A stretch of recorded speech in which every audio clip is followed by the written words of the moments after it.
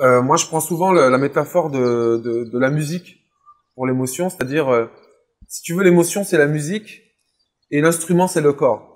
Pourquoi je te dis ça? C'est-à-dire que l'émotion, elle a besoin du corps pour s'exprimer. Donc l'émotion va passer par le corps, le ventre, tu sais, une boule dans le ventre, une boule qui monte, ou là, au niveau des épaules. Bref, à distinguer du sentiment. Le sentiment, il est au niveau cérébral. Le cerveau fait un grand nombre de calculs, et puis, tiens, j'ai le sentiment que, tiens, ça va se passer comme ça. C'est un sentiment intellectuel. Alors que l'émotion, elle vibre, elle naît, elle s'exprime par le corps, ok? Comme la musique, à travers l'instrument. Alors, l'émotion, elle vient d'où? L'émotion, elle vient de l'inconscient. L'inconscient envoie un message à travers le corps, sous forme d'émotion. Donc, derrière chaque émotion, il y a un message. Soit c'est l'émotion qui prend le dessus sur Samir, et fait faire à Samir des choses que Samir va regretter après. Ou alors, Samir prend le dessus sur l'émotion, considère l'émotion et prend le dessus sur l'émotion. Et en fait, c'est justement ça, l'intelligence émotionnelle, c'est la capacité à gérer ses propres émotions et les émotions des autres dans la communication. Et donc, pour gérer ces émotions, les siennes ou celles des autres, déjà la première chose, c'est qu'il faut pouvoir identifier l'émotion. Il va falloir pouvoir nommer l'émotion. Souvent, je suis en coaching ou en formation et je pose la question à la personne, qu'est-ce que tu ressens à ce moment-là ou qu'est-ce que tu as ressenti à ce moment-là? Et la personne me dit, ah ben je me dis que c'est pas normal.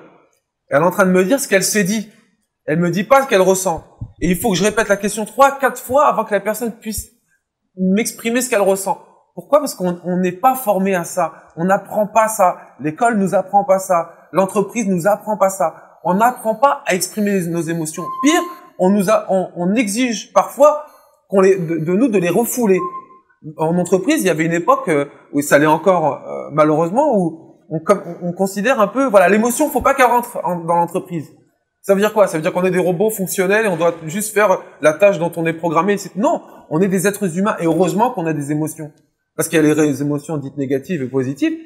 C'est formidable, les émotions, parce que ça rend l'être humain aussi intelligent dans son boulot. Donc, le truc, c'est quoi? C'est de pouvoir identifier, nommer. C'est quoi? C'est de la déception, c'est de la colère, c'est de la frustration, c'est de l'impuissance que je ressens. C'est quoi? Nommer déjà.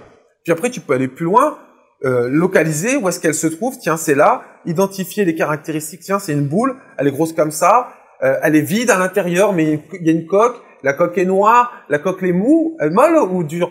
Tu vois, on peut aller très loin dans la description de l'émotion. Et puis, ensuite, allez, si l'émotion pouvait parler, qu'est-ce qu'elle dirait? Qu'est-ce qu'elle me demanderait de faire? Elle me demanderait de mettre un stop à ça. Elle me demanderait de faire en sorte de me faire respecter. Elle me demanderait ci, elle me demanderait ça. Très bien. Ok, j'ai bien compris le message. Maintenant, je vais pouvoir réfléchir à une stratégie pour pouvoir répondre favorablement à ce message.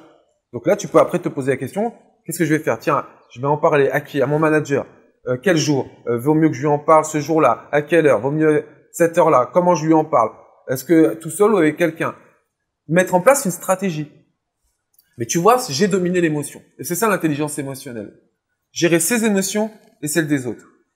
Mais ça passe par la capacité à nommer déjà, nommer, dire.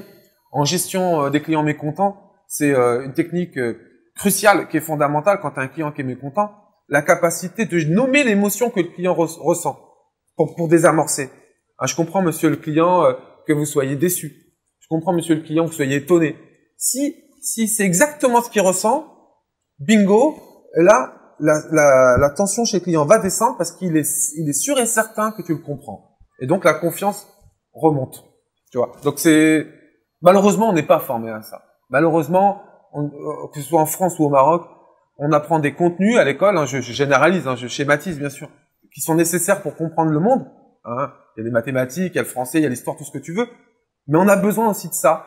Parce que ça, c'est savoir communiquer avec les uns et les autres. Et ça, c'est fondamental, que ce soit en famille ou en entreprise ou ailleurs. Et malheureusement, c'est pas assez enseigné. Dans les pays anglo-saxons, c'est de plus en plus enseigné en entreprise. La France commence à s'y mettre, le Maroc aussi un peu, mais on peut faire encore plus.